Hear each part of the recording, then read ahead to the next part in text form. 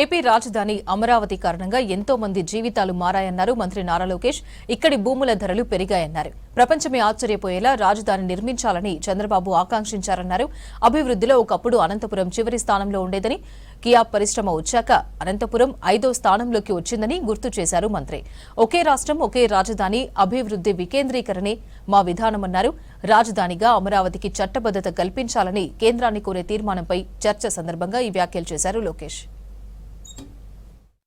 అధ్యక్ష, ఆనాడు అబద్ధం చెప్పి అధికారంలోకి వచ్చిన వ్యక్తి వైఎస్ జగన్మోహన్ రెడ్డి గారు. అధ్యక్ష, ఆనాడు ఆయన అన్నారు, నేను ఈ ప్రాంతంలోనే ఇల్లు కట్టుకుంటున్నాను, అమరావతి రాజధాని ఎక్కడికి వెళ్ళిపోదని ఆయన చెప్పారు. అధ్యక్ష, ఆయనతో పాటు అనేక మంది వైకాపా సభ్యులు కూడా అదే చెప్పారు. అధ్యక్ష, రాజధాని ఎక్కడికి వెళ్ళదు, ఆంధ్ర రాష్ట్రానికి శాశ్వత రాజధాని అమరావతి ఉంటుందని ఆనాడు చెప్పారు. అధ్యక్ష, 151 సీట్లు గెలిచారు. అధ్యక్ష, అబద్ధం చెప్పి గెలిచారు. అధ్యక్ష, గెలిచిన వెంటనే మీరు చూస్తే ఏకంగా ప్లేట్ ఫిరాయించారు, 3 ముక్కల ఆట ప్రారంభించారు. అధ్యక్ష, 3 రాజధానులు అని చెప్పారు. అధ్యక్ష, అమరావతి ఎటుగో నాశనం చేశారు.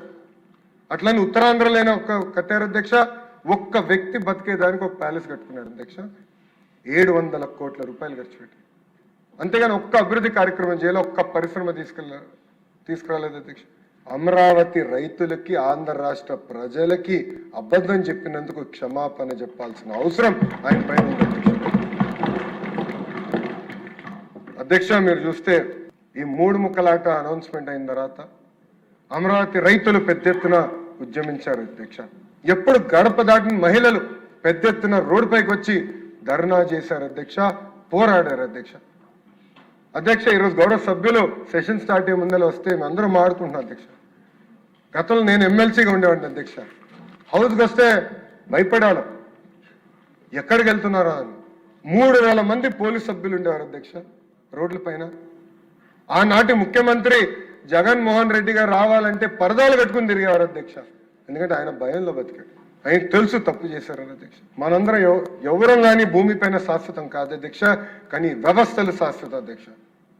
అధ్యక్ష, ఒక్కసారి హైదరాబాద్ అభివృద్ధి చూద్దాం. అధ్యక్ష, గౌరవ ముఖ్యమంత్రి చంద్రబాబు నాయుడు గారి తర్వాత వచ్చిన రోసయ్య గారు కానివ్వండి, కిరణ్ కుమార్ రెడ్డి గారు కానివ్వండి, రాజశేఖర్ రెడ్డి గారు కానివ్వండి, కేసీఆర్ గారు కానివ్వండి, ఇప్పుడు రేవంత్ రెడ్డి గారు కానివ్వండి, అందరూ హైదరాబాద్ని అభివృద్ధి చేసుకుంటూ వెళ్తున్నారు. అధ్యక్ష, కానీ ఆంధ్ర రాష్ట్రంలో ఏం జరిగింది? అధ్యక్ష, ఒక్క వ్యక్తి వల్ల ఎంత విధ్వంసం జరిగింది? అధ్యక్ష, 5 సంవత్సరాలు కాదే 30 సంవత్సరాలు మనం వెనక్కి వెళ్ళాం. అధ్యక్ష, ఈరోజు ఒక పక్కన టీజీ భరత్ గారు, ఇంకో పక్కన ఐటీ శాఖ మార్చులుగా నేను పారిశ్రామికవేత్తలను కలిస్తే అధ్యక్ష, వాళ్ళందరూ ఒకటే అడుగుతున్నారు, మీరు గ్యారంటీ ఇస్తారా మళ్ళీ జగన్మోహన్ రెడ్డి అనే వ్యక్తి ముఖ్యమంత్రి అవడని?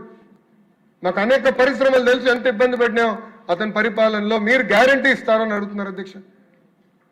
అధ్యక్ష, భారతదేశంలో 100 రూపాయలు పెట్టుబడులు వస్తే 25.3 రూపాయలు ఆంధ్ర రాష్ట్రానికి రోజు వస్తున్నాయి. అధ్యక్ష, అది 50 రూపాయలు అయ్యేది. అధ్యక్ష, జగన్మోహన్ రెడ్డి అనే వ్యక్తి లెక్కనుంటే 50 రూపాయలు అయ్యేది.